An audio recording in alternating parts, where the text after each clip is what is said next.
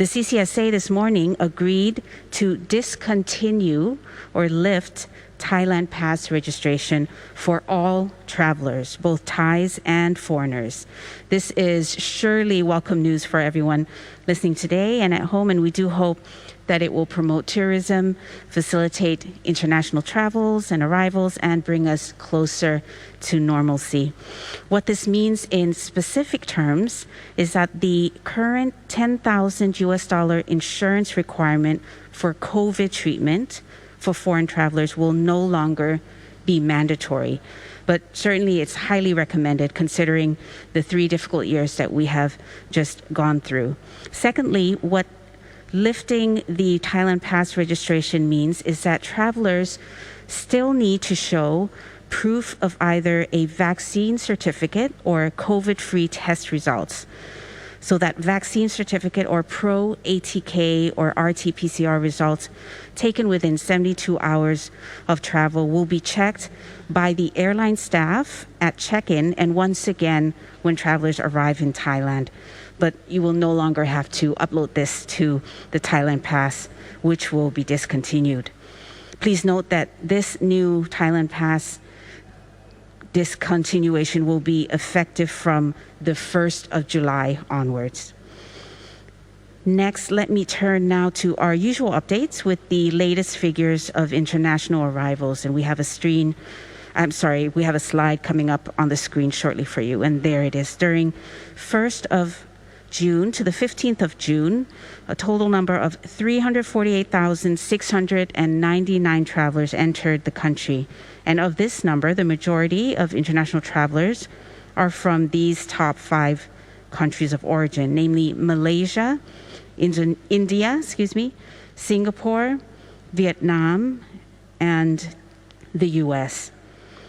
We have another slide coming up for you that shows that during the 1st of January up until the 15th of June, this is a wider space of time, we have a total of 1,615,913 travelers entering the kingdom, generating 99,707 million baht of revenue. Of this number, the majority of international travelers are from these top 5 countries of origin, namely India, Malaysia, the UK, Singapore, and the US. Let me now turn to the usual update on the general situation in Thailand regarding COVID. It is well noted, and we are now on a downward trend, as you can see, with infection rates in all provinces declining, and again, experiencing only small waves and small clusters. New confirmed cases, 1,967, with new fatalities, unfortunately, recording at 19 cases today. This is a good trend indeed, and we hope to see those numbers decrease as the day goes by.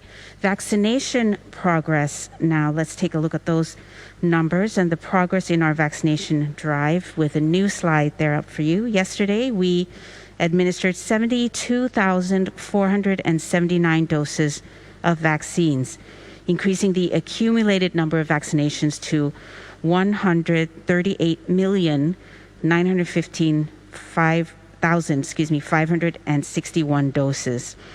This brings us to 81.1%, almost 57 million people of Thailand's population having received their first dose. 76.2%, which is almost 53 million people, have received their second dose, and 41.8%, which is over 29 million people, have received their third or booster dose. And on booster doses, in fact, the Prime Minister stresses this morning the importance of booster shots to ensure the safety of the public as we continue with our reopening measures. He has tasked the Ministry of Public Health, Ministry of Interior, and all relevant agencies to work together toward this end.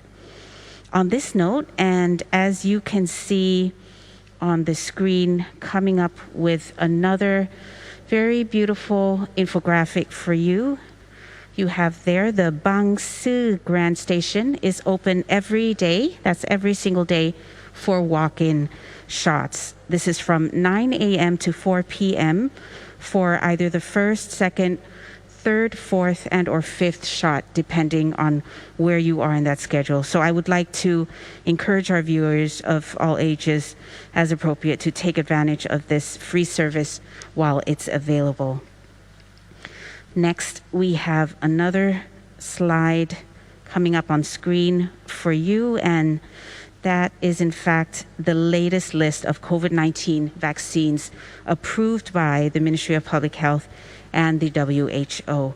So to be considered as fully vaccinated, incoming travelers must be vaccinated in accordance with this list of approved COVID-19 vaccines in their right dosage and recommended interval between their first and second dose, at least 14 days before their travel plan. Once again, I would like to reiterate that Thailand recognizes, in fact, all combinations of vaccine types, with the focus being placed on the approval interval between the first and the second dose.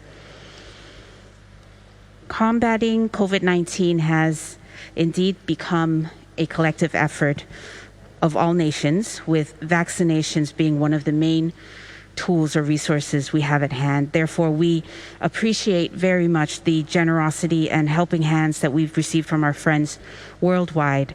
During 2021 and 2022, Thailand received 3 million doses of Sinovac from China, 3.3 million doses of the AstraZeneca vaccine from Japan, the UK, Republic of Korea, and Germany.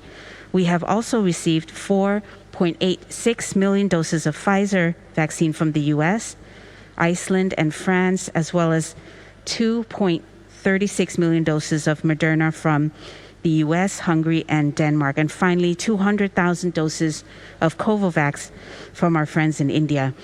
At the same time, Thailand, we ourselves have donated 1.3 million doses of the AstraZeneca vaccine to Myanmar and Vietnam, as well as entered into a number of swap arrangements with our friends around the world. That's all I have for today. Thank you very much for tuning in, and thank you all, which is what the Prime Minister mentioned this morning. Thank you all for your cooperation in observing all of the measures we have advanced during these 3 very difficult years.